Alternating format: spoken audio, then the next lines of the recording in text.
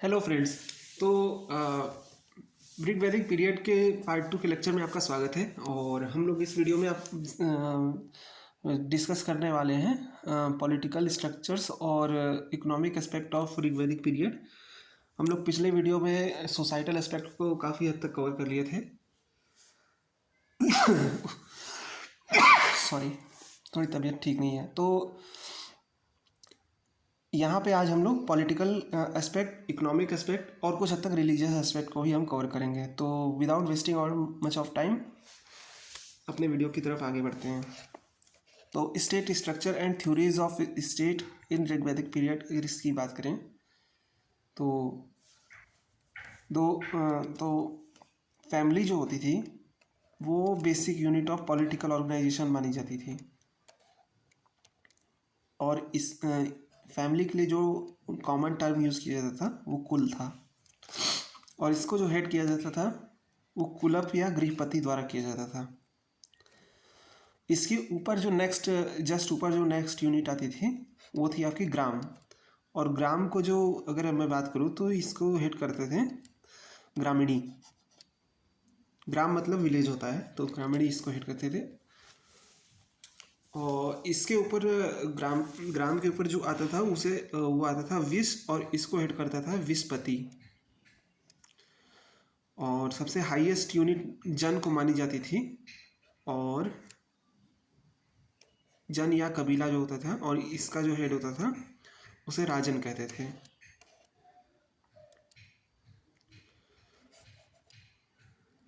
तो ये आपका पूरा इस तरह से आपका काम करता था। मेन चीज़ ये है, इसको आप समझने की कोशिश करिए कि पॉलिटिकल स्ट्रक्चर में यहाँ पे जो भी चीज़ें इवॉल्व हो रही हैं, जो टर्मिनोलॉजी यहाँ पे हम अभी डिस्कस कर रहे हैं, लेटर वैदिक पीरियड में आते आते सेम टर्मिनोलॉजी यूज़ होगी, बट वहाँ पे कुछ चीज़ें इसमें ऐड ऑन होती जाएंगी।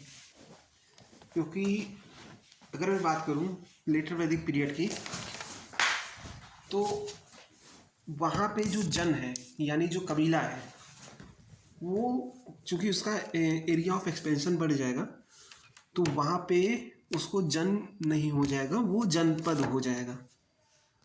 ठीक है, तो उस हिसाब से वहाँ पे राजन की जो पोजीशन है वो भी चेंज हो जाएगी। खैर, तो मैं उसमें बाद में आऊँगा। फिर अगर मैं ट्राइबल असेंबलीज़ की बात करता हूँ तो एक चीज़ और नोट करने वाली बात ये है कि इस टाइम पे चूँकि ये ट्राइबल स्ट्रक्चर था, इसलिए यहाँ पे हमें बहुत सारे ट्राइबल असेंबलीज़ देखने को मिलती है, जो कि वेरियस लेवल्स पे देखने को मिलती है। तो सबसे पहले तो इनका फंक्शन क्या होता था, तो फंक्शन की अगर बात करें तो डिस्प्यूट सेटलमेंट का एक बड़ा फंक्शन की तरह काम करता था। अगर ट्राइबल असेंबलीज़ की अगर मैं बात करूँ तो ये डिस्प्यूट सेटलमेंट का काम करता था, रीडिस्ट्रीब्यूशन का काम करता था, और providing a place for performing sacrifices. Right. तो इसका मतलब ये है कि ये एक तरीके से ऐसा इसका स्ट्रक्चर एक तरीके से हम अगर समझें तो it is kind of semi judicial structure. Right, क्योंकि यहाँ पे आपका डिस्प्यूट सेटलमेंट का काम हो रहा है और रीडिस्ट्रीब्यूशन का काम हो रहा है, और एक जगह उपलब्ध कराई जा रही है जहाँ पे लोग सामूहिक रूप से बलि चढ़ाते हैं। तो ये सारी चीज़ें ट्राइबल असेंबलीज़ का होता था। अब अगर ट्राइबल असेंबलीज़ की अगर मैं बात करता हूँ तो दो पॉपुलर असेंबलीज़ थी, सभा और समिति। सभा जो थी वो ऐसी असेंबली थी जो कि किंग को एडमिनिस्ट्रेशन के मामले में एडवाइस करती थी। वहीं समिति की अगर बात करूं तो ये पॉपुलर असेंबली कंसिडर की जाती थी, और इसमें कॉमन पीपल का पार्टिसिपेशन होता था। इसका मतलब ये है कि हम इसको ऐसे भी कह सकते हैं कि समिति जो होती थी वो मॉडर्न डे लोकसभा जैसी है, और सभा जो है वो मॉडर्न डे राज्यसभा जैसी है। ठीक है, तो ये इसका मतलब ऐसे इसका फंक्शनिंग आप ऐसे समझ सकते हैं। By the functioning it has I have compared with this too. वहीं अगर मैं बात करूं तो पॉलिटिकल सिस्टम में किंग की पोजीशन सबसे ज़्यादा थी, सबसे ऊपर थी, और इसमें जो किंगडम था वो बहुत ही छोटा था। इस टाइम पे किंगडम बहुत ही छोटा हुआ करता था, और इस छोटे से किंगडम में वो काफ़ी ज़्यादा पावर इंजॉय करता था, बहुत ही महत्वपूर्ण पोजीशन इंजॉय करता था। फॉर्म ऑफ गवर्नमेंट की बात करें तो नॉर्मली फॉर्म ऑफ गवर्नमेंट जो था वो मोनार्की ही था। नॉर्मल फॉर्म ऑफ गवर्नमेंट जो था वो मोनार्की ही था, but there are many instances in Rigvedic period and in fact in Rigveda that there were some existing kind of republican state as well, जिसे गणराज्य कहा जाता था। वहीं उसके बाद अगर मैं बात करता हूँ तो फिर उसके बाद किंगशिप की बात करता हूँ तो किंगशिप आपका हेरिडेटरी था, लेकिन ऐसा भी नहीं था कि हेरिडेटरी होने का मतलब ये है कि मेरिटोक्रेसी नहीं थी। जो राजशाही परिवार के लोग थे, जो उनके योग्यता के हिसाब से उनको काम सौंपा जाता था। तो ये इसका ये चीज़ होगी। फिर उसके बाद अगर मैं बात करूँ ऑफिशियल्स की, तो राजा को असिस्ट करने के लिए कई सारे ऑफिशियल्स होते थे, जैसे पुरोहित यानी प्रीस्ट, सेनानी यानी जनरल, ग्रामणी यानी विलेज हेडमैन, और स्पस यानी कि स्पाइस यानी कि गुप्तचर विभाग। इसके अलावा अगर मैं बात करूँ तो ये आपका पॉलिटिकल स्ट्रक्चर है, इसे आप देख लीजिएगा। इकोनॉमिक सिस्टम की अगर मैं बात करता हूँ तो यहाँ पे जो बेसिक यूनिट आता है इकोनॉमिक लेवल पे, तो village.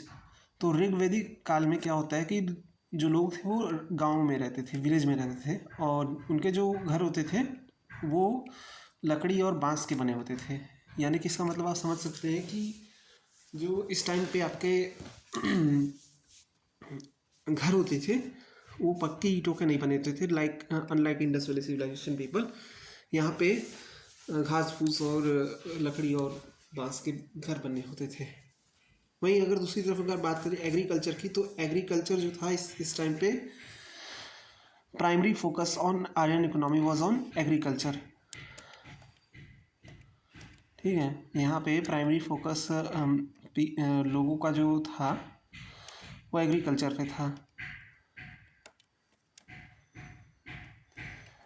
It was the prime occupation of the field. The field was called उर्वरा, और क्षेत्र, यहाँ पे जो खेत होते थे उनको उर्वरा या क्षेत्र कहा जाता था, which was cultivated by bullock drawn plough, यानी कि बैलगाड़ी द्वारा इन्हें जोता जाता था। एनिमल हस्बेंड्री भी काफ़ी ज़्यादा पॉपुलर थी, और ये एग्रो पेस्टोरल इन कैरेक्टर था। यानी कि इसका मतलब ये है कि agriculture with animal husbandry played a equally important role in strengthening the economic standard of people। मतलब ये है कि यहाँ पे चूँकि एग्रीकल्चरल बेस्ड इकोनॉमी थी, तो ट्रेड का इतना ज़्यादा एस्पेक्ट इतना कवर होता नहीं था, लेकिन ऐसा भी नहीं था कि सिर्फ एग्रीकल्चर और एनिमल हस्बेंड्री थी। क्राफ्ट और टेक्नोलॉजी पे भी थोड़ा सा इनका थोड़ी बहुत जानकारी थी। जैसे अगर मैं बात करूँ वुड वर्क की, मेटलर्जी की, अर्दनवेयर की, टैनरी की, तो इन सब चीज़ों की इन्हें जानकारी थी। इसके अलावा कताई बुनाई की भी इन्हें अच्छी खासी जानकारी थी। ट्रेड और कॉमर्स की अगर बात करूँ तो ट्रेड और कॉमर्स कुछ बहुत ही छोटे मोटे इंस्टेंस यहाँ पे देखने को मिलते हैं, इसके इतने ज़्यादा इंस्टेंस हमें देखने को मिलते नहीं हैं।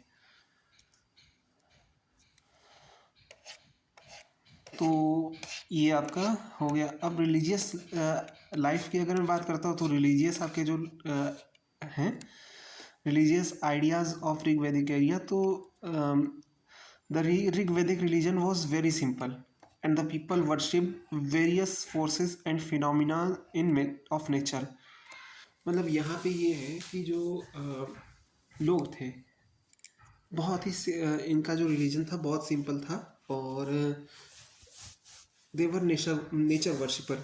ठीक है, वो लोग प्रकृति के उपासक थे। स्काई, वरुण, पृथ्वी, इन सब चीज़ों की पूजा की जाती थी। प्राचीन भारत में ये मान्यता थी कि यज्ञ जो होता था ये एक पवित्र रिचुअल था, और इसलिए यहाँ पे हमें कई सारे यज्ञ देखने को मिलते हैं, महायज्ञ देखने को मिलते हैं। जैसे ब्रह्म यज्ञ हो गया, ऋषि यज्ञ हो गया, देव यज्ञ हो गया, पितृ यज्ञ हो गया, मनुष्य यज्ञ हो गया, भूत यज्ञ हो गया। तो ये कुछ प्रोमिनेंट यज्ञ होते हैं। अब अगर ब्रह्म यज्ञ की अगर पार्टिकुलरली अगर मैं बात करता हूँ तो सभी के बारे में थोड़ा थोड़ा बता देता हूँ। तो ब्रह्म यज्ञ जो होता था ये it was accomplish through study and teaching the Vedas, यानी कि यहाँ पे जो व्यक्ति था ये यहाँ पे पढ़ने और पढ़ाने से रिलेटेड ये यज्ञ होता था, ठीक है। इसे ऋषि यज्ञ भी कहा जाता है, ब्रह्म यज्ञ को।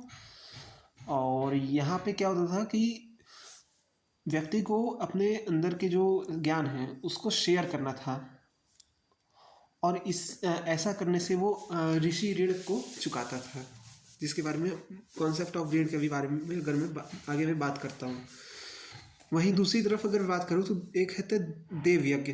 तो देव यज्ञ क्या था कि तो देव इट वॉज रिकॉग्नाइजिंग द डेप्थ due to those who guide nature and feeding of them by offering ghee and uncooked grains into fire. This was the homa sacrifice, ठीक है। तो देव यज्ञ क्या था कि ये जो ऋण होता था, ऋण को पूरा करने के लिए इस तरह की चीज़ों को देव यज्ञ किया जाता है, तो देवों को मनाने के लिए। फिर आता है पितृयज्ञ। पितृयज्ञ क्या था, यहाँ पे पिंड दान होता था, यानी कि पितरों को चढ़ाया जाता था। और यहाँ पे जो कि फैमिली लाइन के जो भी जनक होते थे उनके प्रति सम्मान जताने के लिए इस यज्ञ को किया जाता था।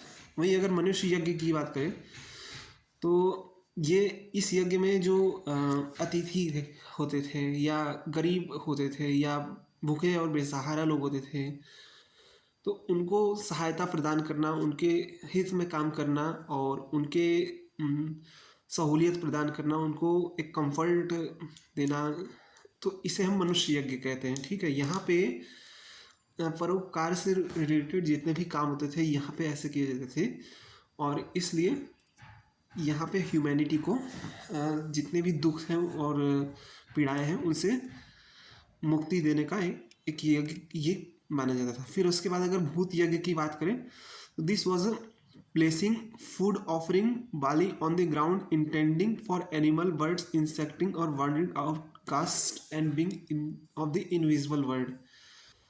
तो यहाँ पे जो है जानवरों को, पक्षियों को, कीड़ों मकोड़ों को और जो भी अन्य चीज़ें हैं उनको यहाँ पे इस तरह की चीज़ें ऑफर की जाती थी, ताकि उन्हें एक तरीके से हम कह सकते हैं एक वो मिल सके, आराम मिल सके। फिर मैं कॉन्सेप्ट ऑफ रीड के बारे में आता हूँ। तो कॉन्सेप्ट ऑफ रीड क्या होता है, तो ऋग्वेदिक पीरियड में क्या होता था कि concept of read in Rigvedic period indicates that a man is indebted to God's ancestor for his being born as a human being on this earth and to sages। तो यहाँ पे ये माना जाता है कि यहाँ पे जो इंसान है यानी कि जो व्यक्ति है वो तीन लोगों से ऋण प्राप्त, मतलब तीन लोगों के का उसके ऊपर ऋण है। पहला देव ऋण, दूसरा उसके जो माता पिता हैं, उसके पूर्वज, उनका ऋण, और फिर तीसरा उनका जो उन्हें ज्ञान प्राप्त कराते यानी साधु संत। तो इन ऋणों को कहा जाता है देव ऋण, पितृ ऋण और ऋषि ऋण।